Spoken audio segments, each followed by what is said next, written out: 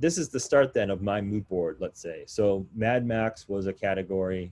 What's a date? Give me a date. 600 BC. All right. 600 BC. And then what is a style? Literally the only one I can think of off the top of my head is Art Nouveau. So I don't know. It's like, this is like the worst combination. So Yes, exactly. a 600 BC Art Nouveau Mad Max type project. Who would be the client for this? Like, this is like some weird kind of like Burning Man entrepreneur, probably a corporate CEO who's into paleo diets. I don't know. So it's like the Burning Man paleo diet website. So anyways, okay, so that's what we have to work with. So I'm like, sorry, but at the same time, I'm also really curious what you come up with. Yeah, I mean, well, that's kind of the fun part, right? Is to see the combination of things. So first off, with Photoshop, you know, you have this. Let me see. We're trying to. I want to do one thing with hide my controls. Okay, good. So Photoshop, just like from a work standpoint, all these menus that pop up, you know, they're really annoying. The default layout is kind of crowded. When you go to Window, this default layout is called Essentials. So you go to Window, Workspace, Essentials. So I don't need all of this stuff here, especially for this assignment. So I get rid of the Learn panel. I just close it. I'm not going to use the library. I'll close it. But the library would come in handy for the mood board later on when you actually start to work on a final site. Really, the only thing that I'm going to be using right now for the mood board are my layers and color. And all this other stuff I can just kind of hide. So, and what you can do too with these side panels is you just drag them over and you only have the icons. So that's kind of my setup for this. And so that's good. So I'm just going to do some more searching, right? So let me bring my web browser into this. And this is what you're basically doing for the assignment. So Art Nouveau.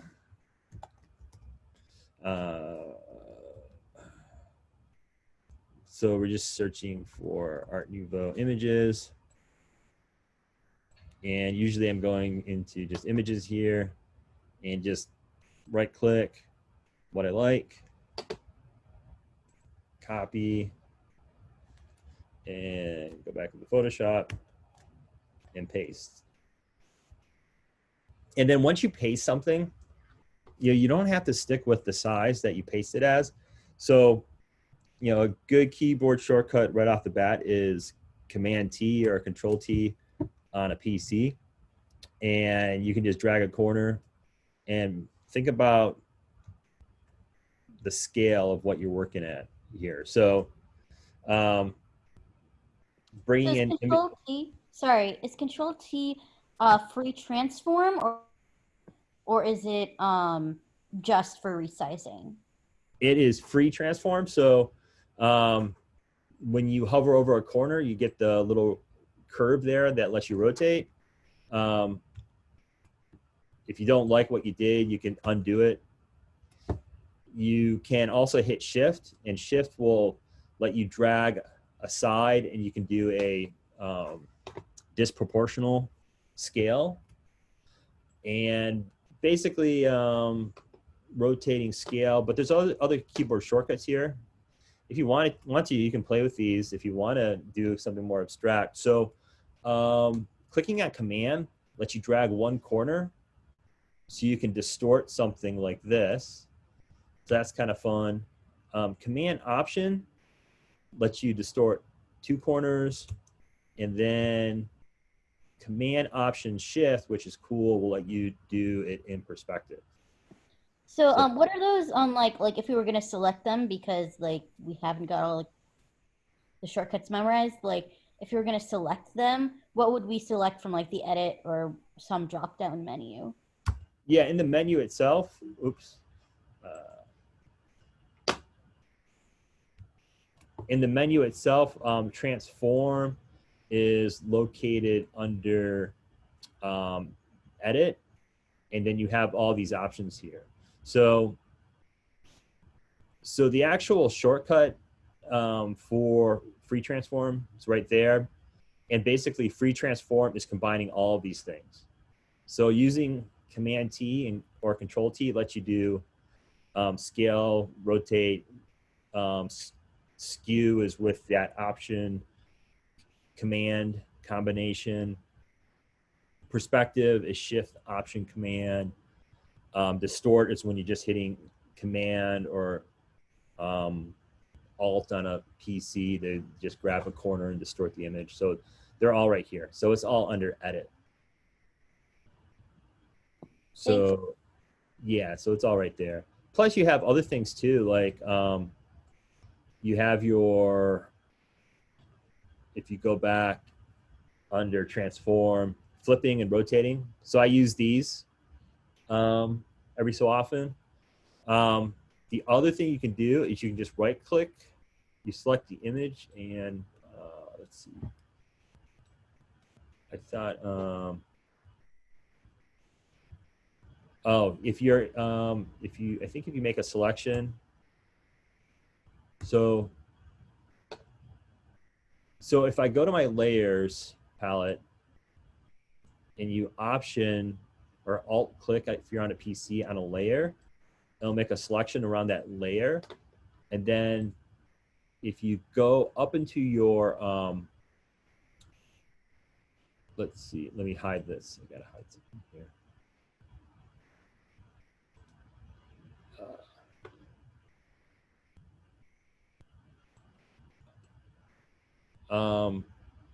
If you go up into your control bar across the top, see where it says show controls, show transform controls right here. If you click on that, it will give everything these little transform controls, and then you can automatically drag and rotate and do all the free transforming without using that Command T or even going up into the menu.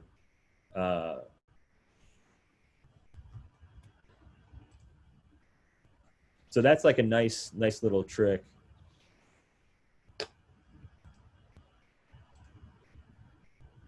I have a question. Yeah. I'm definitely a lot more comfortable in Illustrator. And every mood board I've made, I've just done it in Illustrator. But I just want to know what are the, like, Photoshop I'm really bad at, but I'm gonna use Photoshop for this. But what are the is there benefits to using Photoshop versus Illustrator for something like this, like making a mood board? Would you say? I mean, you can still like copy and paste a bunch of images into Illustrator and move those images around. And from a just like an organizing something on the page standpoint, like Illustrator is fine. One of the drawbacks to using Illustrator is the way that layers work. So when you're using Illustrator and you have your layers, you'll have one layer, and every time you paste something in, it becomes a sub layer. Yeah. And then you have to search for it. And plus those layers are really tiny. So working on this type of project with a mood board, you're going to end up with lots of layers. And so kind of let me build it up. Let me grab some more stuff here and just show you like challenges working with lots of layers. So I'm just going to, let me search for 600 BC. Let's see. So some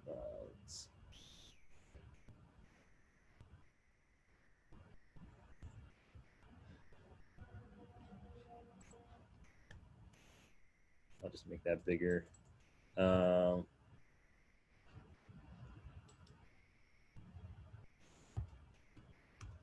I want to fill this up to get a lot of stuff here. And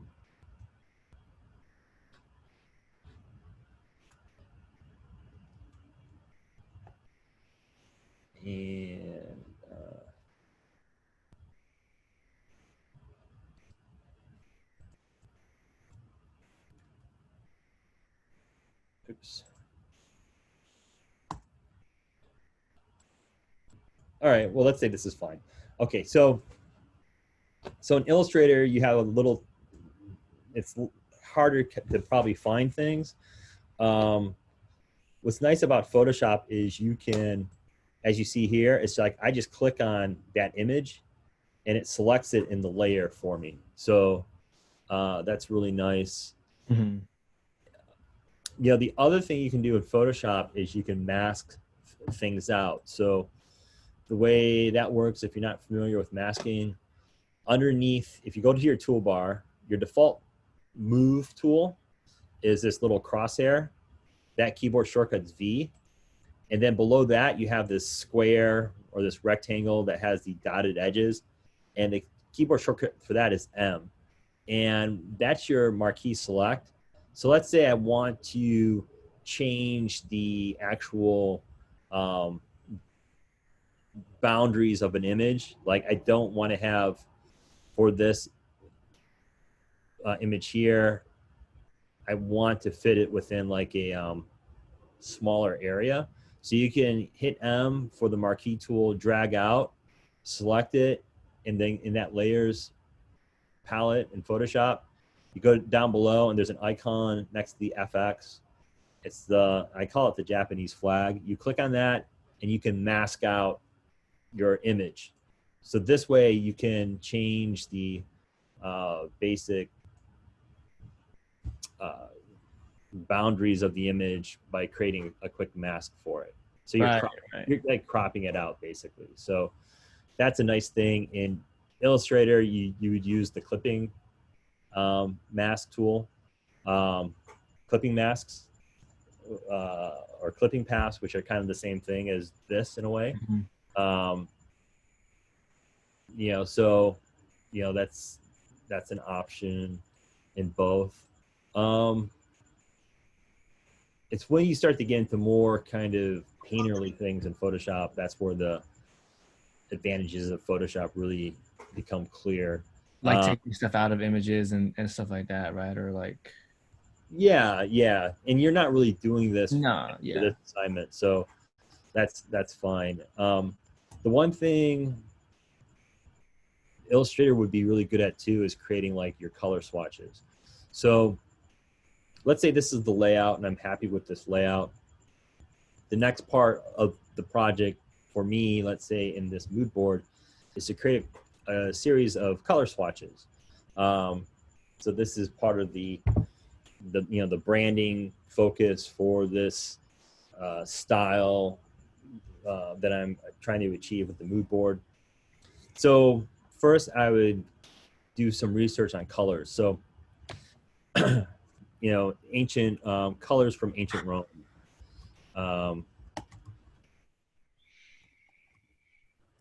That's my 600 BC. Let's go into images. Let's see if it gives me some colors.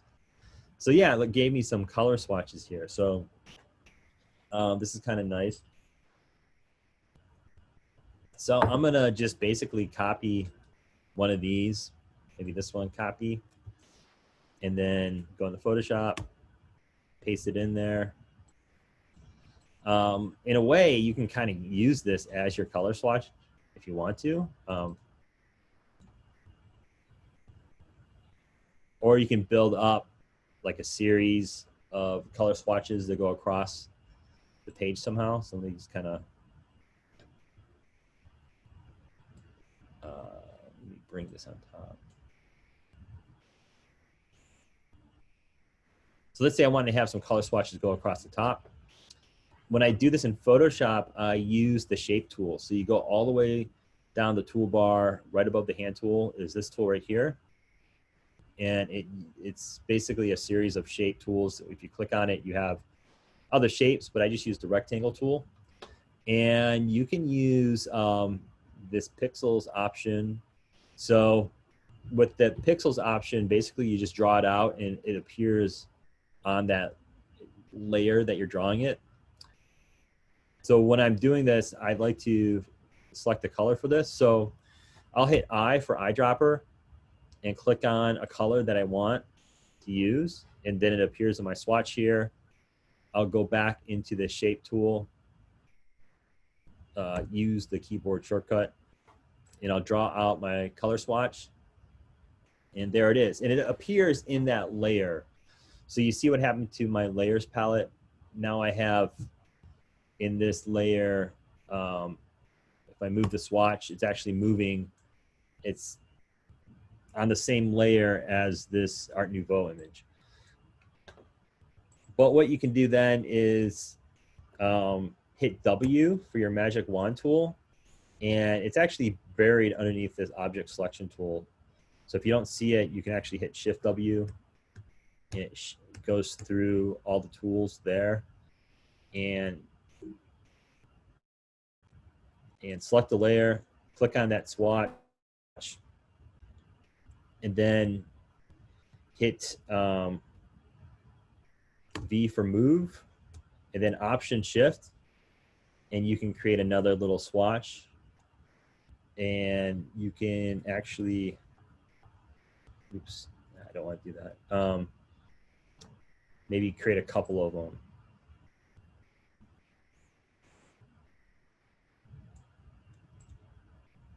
Just kind of eyeballing it. And then what you can do is go back to that magic wand tool, select the swatch, hit I, select a different color. And now I have this gold color as my foreground swatch. And then you hit Option and Delete. If you're on a PC, it's Alt Delete. And what that does is it fills that selection with that foreground color. And then you hit Command D to deselect, and then you can go to the next swatch with the magic wand tool. And I know this is like a lot of keyboard shortcuts, but if you get into this habit, you can do these things really quickly. So hit I for the eyedropper tool, Option Delete, and I just filled that with this kind of off-white. You can hit W again, select the next swatch, hit I, grab a color, Option Delete. You filled it with this other, like a tan type color. I'll grab this maroon color here with the eyedropper tool, hit W for magic wand, and then Option Delete. So basically I built my color palette using just the shape tool and duplicating it. You can do it like that, or I'll do it with like circles. So I'll grab the ellipse tool. This time, instead of using pixels, I'll use shape. And then the difference between using pixels and shape with the shape tools is that when you use pixels, it adds it to the same layer. When you're using the shape option, I'll drag this out here, and it creates a new layer. And what's nice about that is you don't have to go through this workflow of hitting magic wand to select it, hitting eyedropper to get the color, and then using Option Delete. What you can do is you can duplicate the layer, and you're using that Option key again, drag it down, and then when I select the shape tool again, in the toolbar, there's a fill color, and then I can go into this fill color here, and I can change the fill color like that. And that's kind of nice because you can select these layers separately and kind of adjust them. Whereas the pixel option, everything's kind of stuck together on one layer. So like that. So those are just like workflow things. Any questions? One of the things I like, oh, go ahead. So on my mood board that I showed you, I'm planning on basically turning that one in. I I saw stuff. I put stuff that was from that was all three, like Art Nouveau, fantasy from the 1900s. Um, like, so we can do things that are separate. Like for my third, I picked disparate categories, and I have some stuff that ties them together. But yeah, so we can literally just have like Mad Max images next to Art Nouveau images. Yeah, yeah, totally. Because then you can think about how these things, because that in a sense is kind of creating this kind of fictitious scenario where you have a crazy client, and it happens all the time, where they ask for like these random things, and you're like, that does not go together. But it doesn't matter, because it's your job to provide what they're asking for. So you could have a client who's like that, like, yeah, I have this like Art Nouveau Mad Max like product I'm working on, but I need those two things. You're like, oh, whatever, okay, that's the challenge. Okay, thanks. Yeah, so rarely do you get an opportunity where everything is perfect. Um, but it's kind of fun too to like look at colors in combination with like fonts and see how like these different things actually work, because you'll get these really kind of like pleasant surprises that come out of it where you never even thought the two things would go together. So like, let me look here and let me look for fonts. So I'm gonna look for Mad Max fonts. I don't know what that's gonna bring me. So here you get this font here. So I'm gonna go into this. Let's say, okay, I want to use this for the site. I want to stick with the ancient Grecian colors, but I want to use these Mad Max style fonts. So here, I'll do that trick where I'm doing Shift Control Command 4, and I'll just grab like the top set of characters, because I don't want the whole thing, let's say. And then I go back into Photoshop and I paste this. So the nice thing about playing with the fonts like this though in Photoshop, and I guess this is the one advantage of Photoshop, is if I want to quickly, let's say, take this now and see what this font looks like on different backgrounds, let's say. So what you can do is just quickly get rid of the white. So again, I can use my magic wand tool, hit W, select the white, and this quick brown fox text is on this layer on top. And you can hit the little mask symbol. Let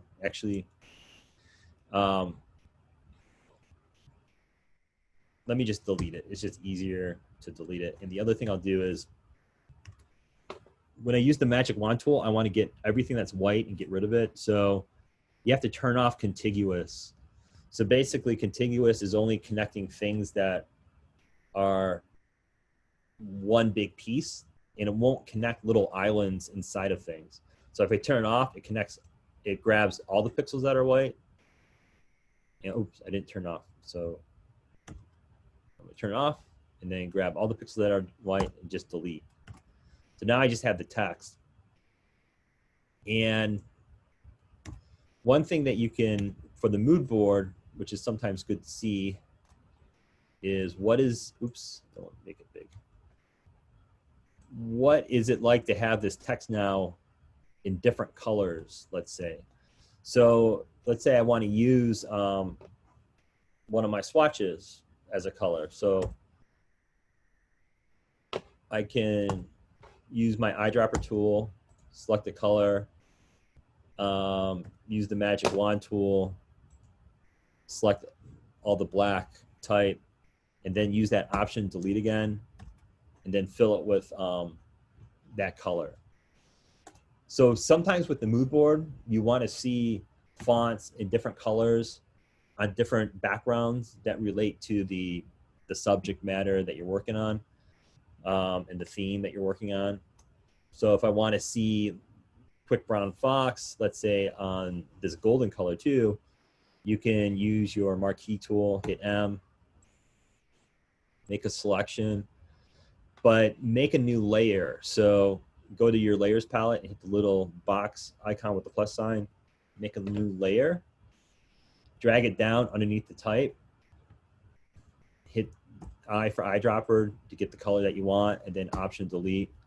So now you can see what that combination looks like. So you're kind of exploring the combination of colors and fonts with the images that you choose, just to see how things work together. You know, if I had a website with this golden background and this brick red color using this font, you know, it looks kind of nice actually. So, you know, that's part of that exploration. You know, you're not using the type tool. You're finding fonts that are just part of the research. So you have to do this method of selecting something, picking a new color, and changing the background. So that's just kind of like general workflow type stuff in Photoshop. Sorry, could you do the background color selection again when you made the new layer, if you could, really fast? Yeah. Let me do it. What I'll do this time is let's say I want to explore a variation of this. So I'll duplicate the text layer. So another quick keyboard shortcut for layers in Photoshop, which is good to remember, is Command or Control J, which basically duplicates a layer. So now I have the quick brown fox twice. I'll hit V for move, and I'll drag that up.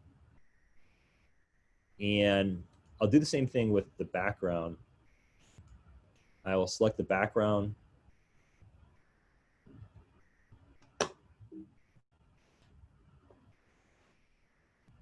Layer here, hit Command J to duplicate the background. And then I'll drag that up. So let's say I want to explore a different color for the background. So let's say I want to see maybe the inverse. So I will hit I for the eyedropper, select this maroon color. If you want to make a selection of a layer, you just hit you hit Command or Alt, and you click on that layer. And then now this is selected, I can hit Option Delete, and I just filled it with that color that I just chose. So that's it's the same technique for the text. So I'll go here, Command click on that text layer. It makes a selection.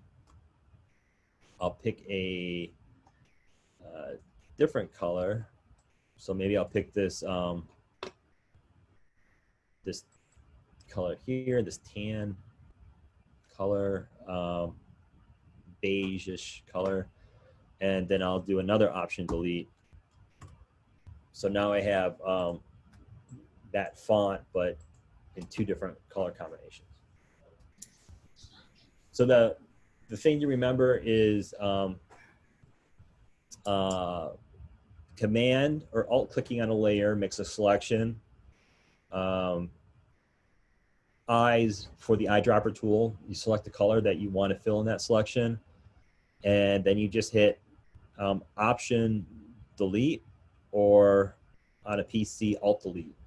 What Option Delete does, it basically fills with the foreground color, and Command Delete or Control Delete fills it with the background. That's how you can quickly change colors with selections. So you're saying we select the layer and then we can, do we have to use the marquee to select the word? Or when you select layer, is already selecting the whole sentence, right? Yeah, what this command click on a layer does, it basically is looking for transparent areas. So it's looking for only the things that have pixels. If it's like, let me turn off the visibility of everything here.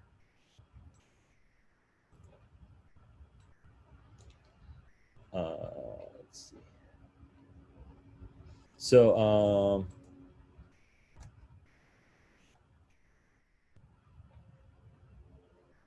yeah, that's good. And then, okay, so yeah, so I have, let's pretend like everything that's white is actually transparent, meaning there's no pixels.